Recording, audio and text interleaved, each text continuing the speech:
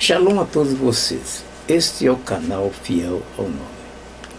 Eu quero mais uma vez falar com vocês a respeito daquele discípulo chamado Yahusef e as contribuições da comunidade. No Atos dos Apóstolos, capítulo 4, versículo 34, que está escrito assim: não havia, pois, entre eles necessidade alguma. Não tinha necessidade alguma. Porque todos os que possuíam herdade, ou casas, vendendo-as, trazia o preço do que foram vendidos e o depositavam aos pés dos apóstolos. Repartia-se cada um segundo a necessidade que cada um tinha. E então Yahusef, que deu o nome de, chamado de Barnabé, chamado de Barnabé, que traduzido era filho da consolação, levita natural de Chipre, possuindo uma herdade, vendeu e trouxe o preço e o depositou aos pés dos apóstolos. Mas um certo homem, chamado de Ananias, com Safira, a sua mulher, vendeu uma propriedade e reteve parte do preço, sabendo também sua mulher, e levando uma parte e depositou aos pés dos apóstolos. Disse então Pedro: Ananias, porque encheu Satanás o teu coração para que mentisse ao Espírito Santo, retivesse parte do preço da herdade, guardando não ficava para ti, e vendida não estava em teu poder? Por que formaste este desígnio em teu coração? Não mentiste aos homens, mas ao rim. Exato. Veja as coisas difíceis para entender a humanidade. Esses apóstolos eram os seguidores de Yahusef. Eram fiéis ao cumprimento da palavra, porque aprendeu com o mestre Yahusef. Mas, quando era na comunidade, que cada pessoa tinha as suas dificuldades e de vida financeira, então tinha bastante pobre na comunidade. Aos apóstolos, que ensinavam o caminho da verdade e o amor, à comunidade, ao seu próximo, que sempre Yahusef ensinou a amar ao próximo como a si mesmo. Então, eles tinham no coração a lei de os 10 mandamentos, e eles seguiam de acordo com as escrituras que estava escrito na lei. Então, baseados na realidade, com o testemunho que a Rússia deu para eles, como deveria seguir as regras, eles ensinavam.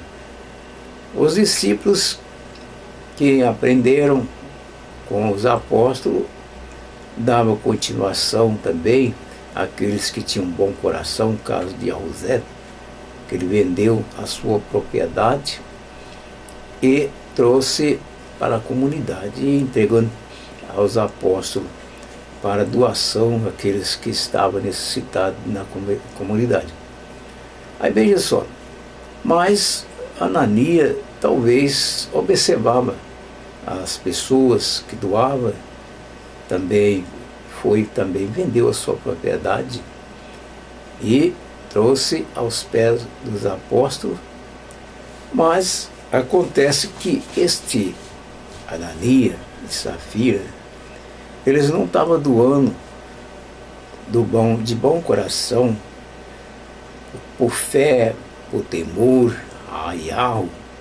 Eles não estavam fazendo isso por fé, porque pelo que a gente medita dentro da palavra onde está escrito, eles ficaram com uma parte da venda da sua casa e entregou, foi só uma parte. Mas o apóstolo Simeão, chamado de Pedro, ele percebeu isso porque o Espírito falava com ele que Ananias estava mentindo. Ele não estava dando toda aquela quantia exata que ele vendeu a propriedade na doação. Então achou que poderia enganar aos apóstolos sobre a venda da propriedade. Mas acontece que ele falou logo para ele como, deixou que Satanás enchesse o coração dele de tal forma, que ele pudesse chegar e mentir ao Espírito Santo. Mas no mesmo tempo que ele ouviu a mensagem falar da mentira, então, quando ele disse para ele, aí está os homens, se levará a você, ele caiu no mesmo instante e morto. Os jovens pegaram aquele homem e levaram embora para a sepultura. Pois passados alguns minutos, vem a sua esposa também, e ele então confirmou, vendesse a propriedade por tantos, e ela confirmou a verdade que foi dita por seu marido. Eles tinham combinação de pensamento para falar essas coisas. E o apóstolo então falou, eis aí os jovens que levaram seu marido, também levará você. E Safira caiu morta também por ter mentido. E os jovens levaram ela embora. Agora, vocês veem, então esse povo então fazia o que era certo. Seus discípulos seguiam as regras que foram ordenadas para praticar, guardando os mandamentos. Sempre no meio tem algumas pessoas fracas, sem fé, e ainda sendo usado por Satanás, combinando o casal para falar da mesma forma que o outro falava. Então, sem ela perceber essas coisas, que seu marido foi levado para a sepultura, ela também veio atrás e o casal foi sepultado junto por mentir. Muitas pessoas então criticam essa parte. Por que isso? Olha, a mentira é uma coisa terrível. E sabe, quem pratica mentira está do lado do Satanás. Porque Satanás é um mentiroso. Ele é o pai da mentira. Se as pessoas viver desta forma, mentindo, lá naquela época, se tivesse começado dessa forma já, permitindo que esses mentirosos estivessem dentro da congregação, ia crescer muito mais o número de mentirosos. Porque não vendo alguém cair morto por mentir, então os outros vão continuar fazendo a mesma coisa. Porque viu que um contou a mentira, ficou vivo. O outro também vai primeiro embalo. Então, no mesmo tempo, então, tem que ter já, do início, já uma prova de que eles estão mentindo e a causa disso daí era a morte, Porque também serve de um símbolo, Serve de um símbolo o que pode acontecer com os filhos do diabo, Satanás é o pai da mentira. Os seus fiéis, quem dá ouvido e pratica a prática da mentira, é filho dele. Então, Se Anani e Safira caiu morto porque mentiu, então veja que Satanás, que é o pai, também vai morrer. O final dele é ser destruído, porque ele é o causador da morte de tantas pessoas. Desde quando começou o mundo, ele causou a morte do primeiro homem que viveu lá no Jardim do Éden, e o Criador fez. Então, esse primeiro, já logo do início, não chegou nem a conhecer todas as coisas boas que foi feito pelo Criador. Logo de pouco, Satanás tentou fazer dele o seu mensageiro, ou talvez o corpo de Satanás. Porque como Satanás não tem um corpo de carne, mas poderia ter um representante na terra que pode dominar, mandar e fazer com que ele faz o seu trabalho sujo por meio deste homem. Foi o que aconteceu. Ele causou a morte desse casal que o Criador fez e colocou no Jardim do Éden. Esse homem já morreu logo da primeira vez, porque desde a hora que ele pecou comendo o fruto proibido, então realmente ele já cometeu um grande erro. Quer dizer, a maldade, né?